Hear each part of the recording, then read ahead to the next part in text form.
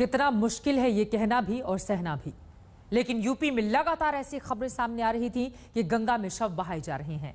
लिहाजा मुख्यमंत्री योगी आदित्यनाथ ने गंगा किनारे पहरा बिठा दिया है।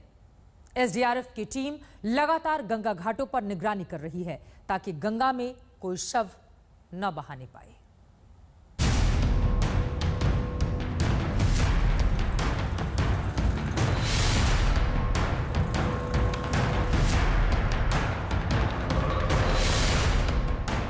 कानपुर का ये बिठूर इलाका है जहां आज तक मौजूद है एसडीआरएफ और विशेष जल पुलिस की टीम के साथ।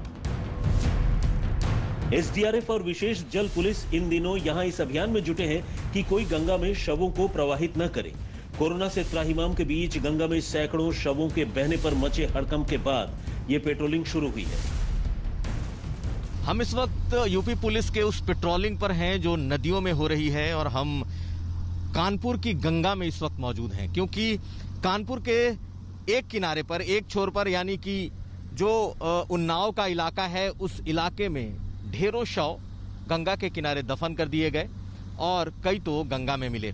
लेकिन जब से सरकार ने यह आदेश दिया है उसके बाद से ऐसी पेट्रोलिंग आप नदियों में देख सकते हैं और खासकर प्रशासन इस बात पर सतर्क है कि लोग अपने शवों को यूं ही गंगा में नहीं बहाएं। कानपुर की तरफ तो ऐसा घाट नहीं है, लेकिन उन्नाव की तरफ या डाउनस्ट्रीम और ऐसा अगर था तो इतनी सघन पेट्रोलिंग अब हो रही है कि हम पूरे विश्वास से कह सकते हैं कि कानपुर में या और डाउनस्ट्रीम कहीं कोई ऐसी बात अब नहीं रही है। सर, जो बॉडीज मिली उसमें ये कहा गया कि गांवों की तरफ से बह के बहुत सारी बॉडियां आई हैं, तो क्या वो कम हुआ है या अभी भी मिल रही है? आप स्वयं देख रहे हैं कि ऐसी कोई भी शिकायत अब नहीं मिल रही है। नदियों, खासकर गंगा में बहते शवों ने पूरे देश का ध्यान खींचा था, जिसके बाद उत्तर प्रदेश की सरकार को फौरन एक्शन लेना पड़ा। पेट्रोलिंग का साइकोलॉजिकल इफेक्ट बहुत ज़्यादा आया है और हम शासन की मंशा के अकॉर्डिंगली जितने भी व्यक्ति हैं उन्हें समझाने का भी प्रयास कर रहे हैं कि कोरोना की गाइडलाइंस के अकॉर्डिंग ही बॉडी को डिस्पोज करें और ऐसे ही यूं ही नदियों में बॉडी को डिस्पोज न करें। शवों का जल प्रवाह रोकने के लिए सिर्फ पेट्रोलिंग ही नहीं की जा रही, बल्कि नदी किनारे बसे ग्रामीणों के बीच खुद पुलिस प्रशासन पहुंचकर उन्हें भी अलर्ट कर रहा है। गंगा किनारे लोग दफन कर दे रहे थे या फिर गंगा में प्रवाह कर दे रहे थे, तो इसको अब ये असर तो पड़ेगा। अब लोग घूमेंगे तो डर भी रहेगा, जलाने में सुविधा रहेगी अच्छी तरीके से। जी बिल्कुल, पेट्रोलिंग का फायदा हुआ, लोग मान रहे हैं, वरना हम लोगों को कोई सुनता नहीं था। अब चूंकि मृतक में लोग दुख में आए, हम लोग ज्यादा उन पर दबाव भी नहीं बना सकते थे, तो कई बार झगड़े की स्थितियां बन जाती हैं।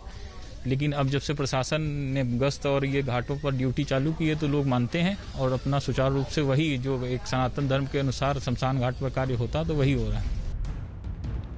शवों को नदियों में प्रवाहित करने से रोकने का अभियान पूरे उत्तर प्रदेश में चलाया गया।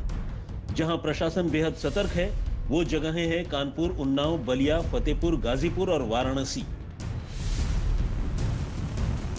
यह उत्तर प्रदेश के कौशाम्बी में गंगा घाट का इलाका है। यहां भी गंगा में शव बहाने के खिलाफ प्रशासन पूरी मुस्तैदी का दावा कर रहा है। हम लोग ड्यूटी इसलिए लगाई गई है कि गंगा में किसी प्रकार से कोई शव को प्रवाहित न करे। यदि उसके पास ऐसी कोई समस्या है कि जिससे वो लकड़ी खरीद कर शव को जला नहीं सकता है, तो उसको हम प्रशासन को सूचना देकर के उसके लिए लकड़ी और अंतिम संस्कार की व्यवस्था के लिए उसको जो है प्रशासन धन मुहैया कराएगा या व्यवस्था करेगा। उत्तर प्रदेश में शवों के जल प्रवाह के खिलाफ प्रशासन की जागरूकता का असर भी दिखा है। बीते दिनों में रोजाना सैकड़ों शव बहते दिखे थे, लेकिन सोमवार को डीजीपी मुख्यालय से जारी आंकड़े के मुताबिक सिर्फ 39 शव नदियों से बरामद हुए। कौशाम्बी से पंकज श्रीवास्तव के साथ कुमार अभिषेक, कानपुर, आज तक। चलिए शंखनाद में आगे बढ़ते हुए उत्तर प्रदेश से आपको लेकर चलते हैं बिहार। वैसे तो बिहार के मुख्यमंत्री नीतीश कुमार को सुशासन बाबू कहा जाता है, मगर उनके सुशासन में शर्मिंदगी का सिलसिला थमता दिखाई नहीं दे रहा। ताजा